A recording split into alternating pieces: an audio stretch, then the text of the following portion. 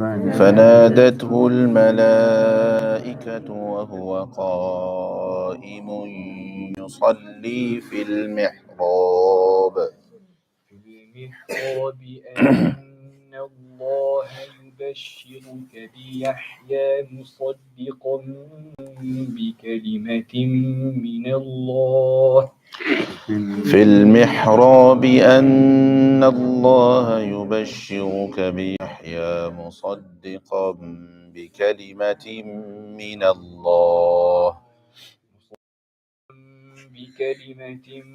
من الله وسيدا وحصورا ونبيا من الصالحين مصدقا بكلمة من الله وسيدا وحصورا ونبيا من الصالحين.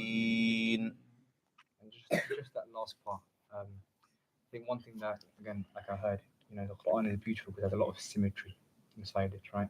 And just then, right, how many times did we, let's count how many times we pressed for 2 counts, right? مصدقا بكلمة من الله وسيدا وحصورا ونبيا, right? And the way you can make it sound even more beautiful is if all your stretches are equivalent, they're the same, right? Some of you guys missed a one there, or you missed an long, right? So how make all your stretches the same? You don't have to repeat that, do we? Same length as well, yeah. Yes, No, don't have to repeat it, but in fact, some of the Qur'at say that even your mads, so if you stretch your mad munfasil by 2 counts or 4 counts, then in one recitation sitting, all of your mad munfasil should be the same length. So if you choose 4 counts once, you should be choosing 4 counts throughout. And this is something that a lot of people don't do. So it's like Ghunna's 2 counts once, 3 counts another time, 4 counts another time, and people make the adjustments based on tune. Do you understand? And actually that's frowned upon. Do you understand? But rather, it should be consistency over tune rather than tune over consistency.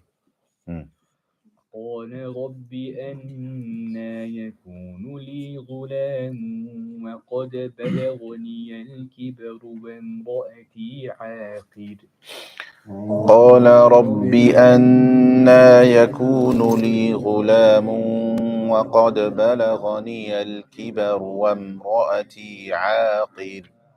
Is it عاقر? Why is it so light? Because there's a kasra before the ra. Good.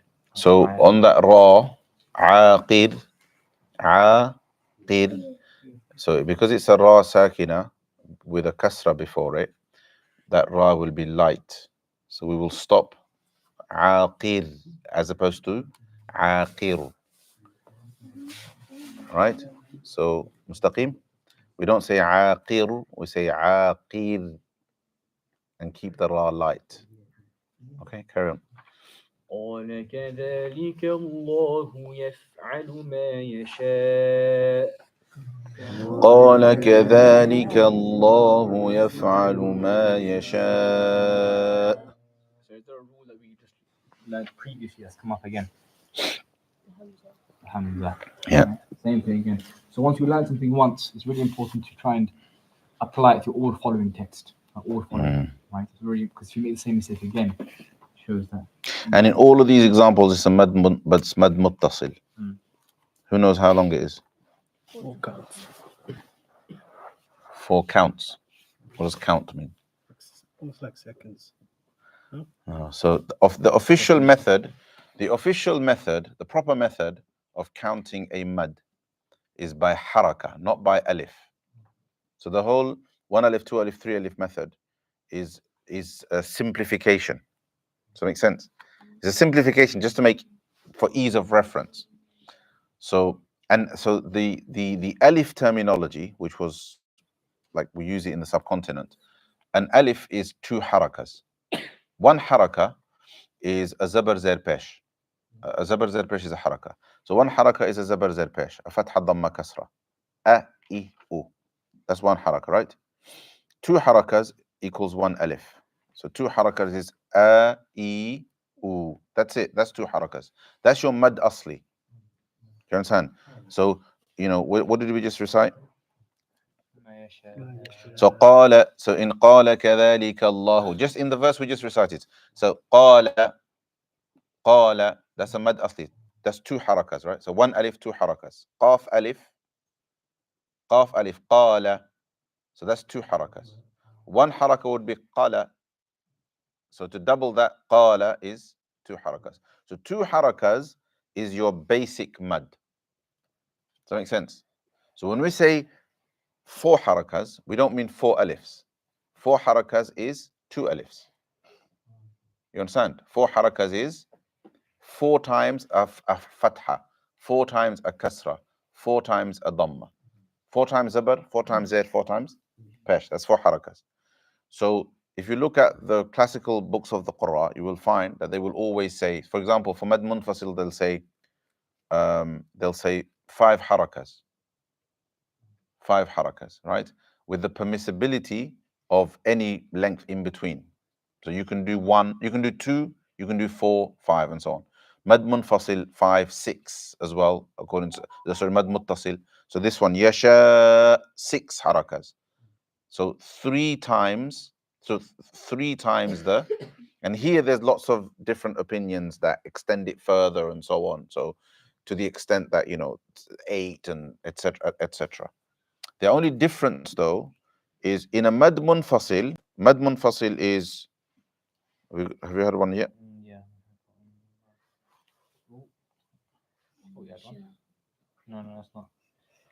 And everyone, I need everybody to listen to this, right? A mad munfasil, we'll point it out when it comes. The mad munfasil is a squiggly mad, the one that where the symbol is squiggly like that. A mad muttasil is long. Yeah, it's coming up in a minute.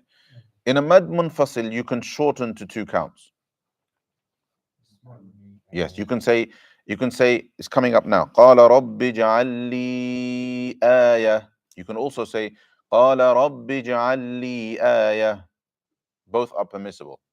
But on a mad muttasil, this one, يشاء, it has to be consistently its maximum length.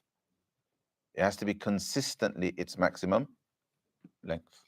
So a mad muttasil should always be elongated all the way to, you know, your 6 counts and so on. Does that make sense? So you always, so there should be a clear, this is another problem, even experienced reciters make this mistake. Their mad munfasils are consistently longer than mad muttasil. Right? That's a bid'ah, first of all, right? Because that's just wrong.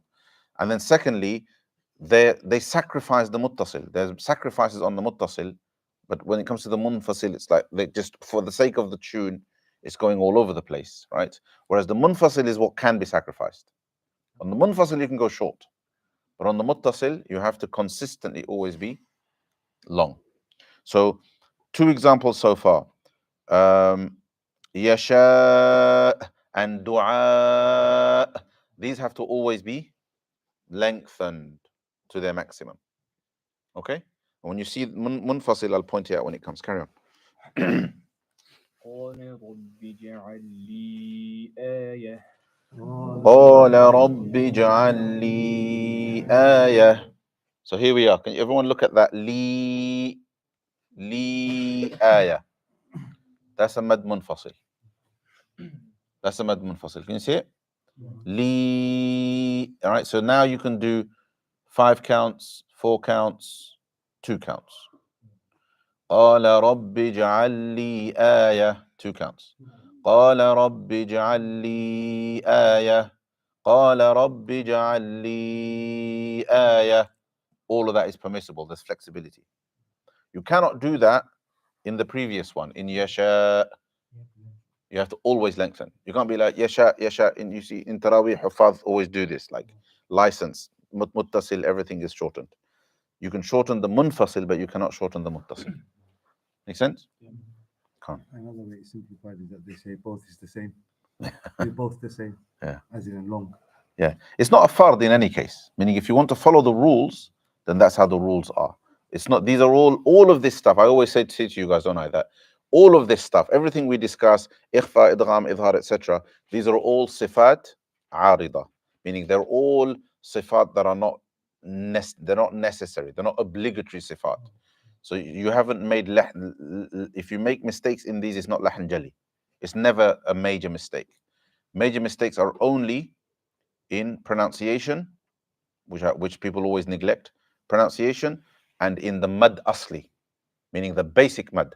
So when something is one haraka, to make it two, that's a major mistake. When something is two harakas, to make it one, major mistake. So major mistakes are restricted to just those things. Or there's a third category, which we won't be able to discuss or maybe study, is major mistakes are in awqaf, in stops, stopping in the wrong place. Not stopping where you have to stop, stopping where you shouldn't stop. So there are only three types of major mistakes, right? Pronunciation of letters, the basic strengthening and shortening, the 1 to 2 haraka stretch, and awqaf. Everything else in tajweed is what we call sifat muhassina. Therefore, beautification, right? You follow the rules, but if you didn't, it's not the end of the world. Meaning you have not committed a lahn jali. It's a mistake, but not a major mistake. Karen. قال رب اجعل لي آية قال رب اجعل لي آية قال آيتك ألا تكلم الناس 3 أيام إلا رمزا قال آيتك ألا تكلم الناس 3 أيام إلا رمزا واذكر ربك كثيرا وسبح بالعشي والإبكار واذكر ربك كثيرا وسبح بالعشي والإبكار. So already you've seen قال قال قال several times, yes? So this is something we're trying to teach our children as they learn how to read the Quran. Frequency words. Words that occur again and again in the Quran. And often you can use them as anchor points to correct other parts of your Quran. So qala is a frequency word. Okay? So we need to get used to saying it correctly. The most important thing in qala is the heaviness of the qaf. So qala, not qala. Qala. Qala, heaviness, yes? That's it. You get it right. You get that right. Qala, qala, qalu. You correct all of them. They're all from the same word. They're all variations of the same verb. Qala, one person said. Qala, two people said. Qalu, many people said. Qalat, she said. All here. They're all. Qalat is going to come up. Oh, it's already come up actually. Qalat, right? Qalata, qalata, two women said. Right? So these are all variations of the same verb. So once you understand qala, you get all of those right. Right? And it's frequent. It's all over the Quran. Heaviness of the qaf. Qala. Qala, yes? Go on, Mustaqim. Qala, good. وإذ قالت الملائكة يا مريم إن الله اصطفاك وطهرك واصطفاك على نساء العالمين وإذ قالت الملائكة يا مريم إن الله اصطفاك وطهرك واصطفاك على نساء العالمين. وطهرك. Many people say وطهرك. What's the difference? Oh yes, as Brother Zain said, وطهرك. I can't say وطهرك with the like as well. So essentially, either the right affects the hair, right, or the raw will affect, or the lightness of the hair will affect the raw afterward. However, no letter should really affect The other. the other. Yeah? So raw heavy, hair light, and raw heavy again. وطهرك. You got heavy light there. So we practiced this, I think, 2 or 3 weeks ago. Do you remember when we were doing letters? Heavy light contrast, yeah? Ta, ha, ra, ki. Ta is heavy, ha is light. Ta, ha. Ta, ha. As opposed to ta, ha is the common mistake because the ta affects, we allow the ta to affect the ha. So ta, ha. and then ra is heavy. So tahara, and then key should be straightforward, right? So it's the tahara key. Okay, and then in wastafa. So let's do wastafaki is easier. Was sad is heavy, right? So when you say was, don't make the wow heavy. Was ta is heavy. Was ta fa is light. Wastafaki. Good, mashallah. God, carry on. When you make the wow light, then don't make the mistake of making the slide to a scene. Yeah. West. That's I heard that a couple of It's times. not. as well. It's not So you have to was. switch. Wells. This is a hard one. This is a bit like it's the whole sirat al mustaqim again. Ihdina sirat al mustaqim. Al sad issue. Was, okay. Was, wa is light. Was. So you switch from the light wow to the heavy sad. But this is one of those things where if you have your own mushaf, I would underline that as something to practice. Okay, and the way you practice it, you go to Quran.com. You go to Quran.com and you what in Quran.com what happens is in the Arabic text, every letter highlights. As you scroll your mouse over every letter, it highlights, and you can click it. When you click that word, the audio plays that word individually. So if you click that, it will show wastafaki on its own. All right, Quran.com, that website. So you can use that. You can use that as a tool for practicing these types of. I would say these types of words. I don't expect anybody to get it right now unless you've had practice. So these ones, I would, if possible, bring your own mushaf, and I would highlight and mark it as something to practice at home. Okay. يا مريم اقنتي لربك واسجدي واركعي مع الراكعين. يا مريم اقنتي لربك واسجدي واركعي مع الراكعين. ذلك من أنباء الغيب نوحيه إليك. ذلك من أنباء الغيب نوحيه إليك. Two things here. First, just because I heard it, I have to be careful with the word ذلك. ذلك. Just heard that letter there. The first one is ذال. So the tongue should come in between your teeth. Yes, in between, not behind. So Second, go on, carry on. the word nuhihi, right? It requires you to switch from one ha to the other in a very short span of time. So it can be very, very difficult. If you pronounce a ha properly, nuhihi or nuhihi, right? But to have that transfer from the one ha to the other ha can be very challenging. So Nuhihi. that would be something to underline and practice, right? So it's switching from ha to ha. He. Nuhihi. Yeah, it's hard. Already I can hear people struggling with it. So the common mistakes are to either say nuhihi or to say nuhihi. Yeah. So slow it down completely. Nuhihi. There we go. Good. Oh, one last thing.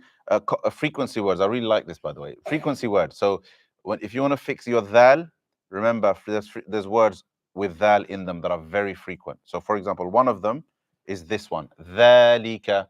That's a frequency word. It's several hundred times in the Quran. Dhalika. So dhal. Dhal is a very frequent word. This is why people who make mistake in dhal, it's very pronounced in the Quran because dhal is very frequent in frequent words. So for example, dhalika, say وَإِذَا. Again, very frequent. وَإِذ. And الَّذِي. Dhal. الَّذِي. And الَّذِينَ. Now, between those words, we've just used words that probably between them reoccur like well over 1,000, 1,500 times between them. They're so frequent that between them you're talking about reoccurrences of over 1,000 times, right? So that means that if you have a mistake in dhal, if you're not saying dhal properly, you're saying za instead of dha, you'll make that mistake in every single one of these words every time they come up. But at the same time, if you fix it in one place, you'll fix it in hundreds of places. So dhalika, right? Wa-idha, wa-idh. That one's coming up here in a minute. And alladhi, alladhi, tip of the tongue. This is, fix it like this, look. Tip of the tongue has to come out to the tip of the teeth. Alladhi, alladhi. And when you say z, look at my mouth. When you say z, your tongue stays inside. Z, no tongue coming. When you say that, your tongue comes out. Alladhi. If you fix that, you fix it on all of these letters. So dhalika, dhalika. Okay, carry on. ذلك من أنباء الغيب نوحيه إليك ذلك من أنباء الغيب نوحيه إليك وما كنت لديهم إذ يلقون أقلامهم وما كنت لديهم إذ يلقون أقلامهم أيهم يكفل مريم وما كنت لديهم إذ يختصمون إذ يلقون أقلامهم أيهم يكفل مريم وما كنت لديهم إذ يختصمون. Okay, stop there. So this process, there's more learning opportunities, but it's slower. So look, it's 32 already. You prefer it? Should we go back to how it was before? This is better because we learn more. All right. Maybe the commentary will reduce as you get used to the rules and so on. We'll stick to this. That means the sisters are going to go way ahead of us. But okay, we'll share this method with them as well. Okay. So a couple of things. Have you noticed how? Remember, I told you frequency words. So idh came up straight away in the next verse. I mentioned frequency, right? Idh came up straight in the next verse, and we've stopped at, I can't see that. What number is that? 44. So we've stopped at 44. Verse 45 begins with idh again. Idh qalatil. So that's just an idea of how frequent it is, right? And qalat, just in the next page, I hadn't anticipated. I obviously sometimes you don't analyze it in that way. So I was talking about qalat being frequency. Look, we've got qalat twice already in that page. On the top of the page, wa idh qalat, and now idh qalat. Yeah, and it will keep happening. So some words, if you fix them. So what we'll do, inshallah, is we'll share printouts. Somebody's got to remind me to do this. Yeah, we'll share printouts of our frequency words list. What we teach the children. Yeah, and then what we can do, inshallah, is we can practice it together. We can practice those frequency words together, inshallah. It's a bit incomplete. I'm going to review it. It's mainly nouns. So the frequency list I will share is only one of nouns, and we're going to do a separate one for verbs, inshallah ta'ala. Okay. All right. I've turned the mic on because I said that we would turn it on for the sisters. So I'm just going to share a few reflections on these verses. Just quick one. So as Sheikh decided to, we've all decided to have this sort of format, and he's going forward. One thing that's very, very beneficial that I think students already do these in class, and that the adults should definitely do. I've actually tried with this with a few adults, and it's worked. It's worked wonders. Is that if you bring your own mushaf with you, you bring a notebook or a pencil, wherever it is, and every time something comes up that you know that you made a mistake on, just give it a highlight, write down what the mistake was, write down how to change it. Right? At least you have something you can go back to and keep looking at, keep practicing during the week until next week. Right? So you come back with more practice. You guys spend a lot of time here anyway, and you sacrifice an hour here. So just that extra bit of practice will get you a lot of progress with your reading and your fluency in your tajweed. So I would recommend making some notes and taking advantage from our team share. Bring your own mushaf, and if you bring your own mushaf, then you can just mark in the mushaf. Mark in the mushaf and basically take notes. My mushaf, if I ever show you, is full of marks. Right, from teachers, not me. All right, inshallah. I just mark it with like, oh, I finished on this day. That's about it. That's about it.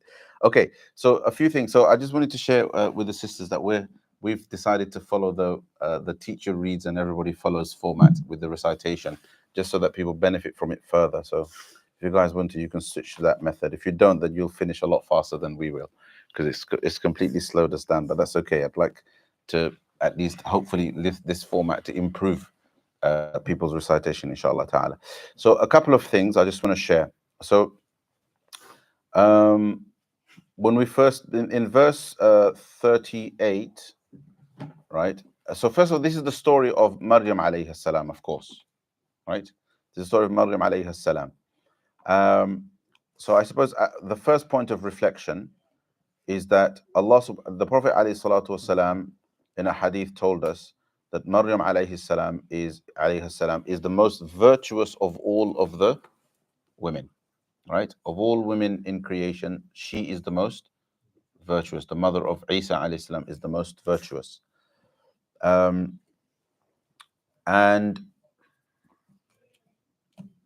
I don't think there's any difference of opinion about this, by the way, to the extent that there is a minority opinion among Sunni scholarship that she's the only Nabiyya, she's the only prophetess.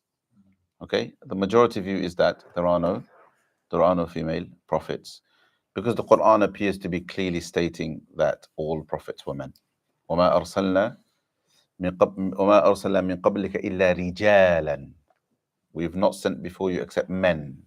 نُوحِي إِلَيْهِمْ, that we send revelation to. So that's why that opinion is a minority opinion and it was rejected by the majority. But it still shows her virtue. The reason why I mentioned it is that it further kind of illustrates the virtue of Maryam alayhi salam. And Isa alayhi salam, obviously part of his fadila, part of the greatness of Isa alayhi salam is also the greatness of his mother. And you have to bear in mind that she was so special that as somebody who is not a prophet, right? She, as a young woman, so when we say as a young woman, we're talking about as a teenager. She was a teenager when Zakaria alayhi salam, as mentioned here. So first of all, her mother pledges her, right, to the deen. Inni nadartu laka ma fi batni muharrara. I pledge to you what is in my womb, right? Dedicated, muharraran, freed up, right? So accept it from me. Do you understand? And then when she gives birth to a child, to a girl, she thinks, oh my goodness, how am I going to fulfill my pledge? It's a girl, because she's thinking it'll be a boy and he will dedicate himself, like in monastic worship, and therefore he will be in i'tikaf, and he can be absolutely dedicated. How can a girl do that? That was her first instinct, right? So so Allah subhanahu wa ta'ala says, Allah knows what you've given birth to. Of course it's a girl. You understand? وَلَيْسَ الذَّكَرُ كَالْأُنْثَى. Right? A boy is not like a girl. And Allah subhanahu wa ta'ala then here points out that although a boy is what you expected, and the stereotype you as a mother had created in your mind is that your son will dedicate himself in the way of Allah subhanahu wa ta'ala the way a man does. A girl is not like a boy. A girl has certain disadvantages but also certain advantages, right?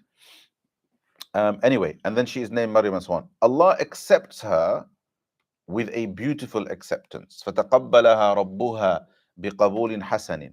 And Allah subhanahu wa ta'ala raises her in a beautiful way, meaning he raises it in a beautiful. But the thing is, what's interesting for you guys to remember is that this is not Allah raising her into mature adulthood to the age of 40.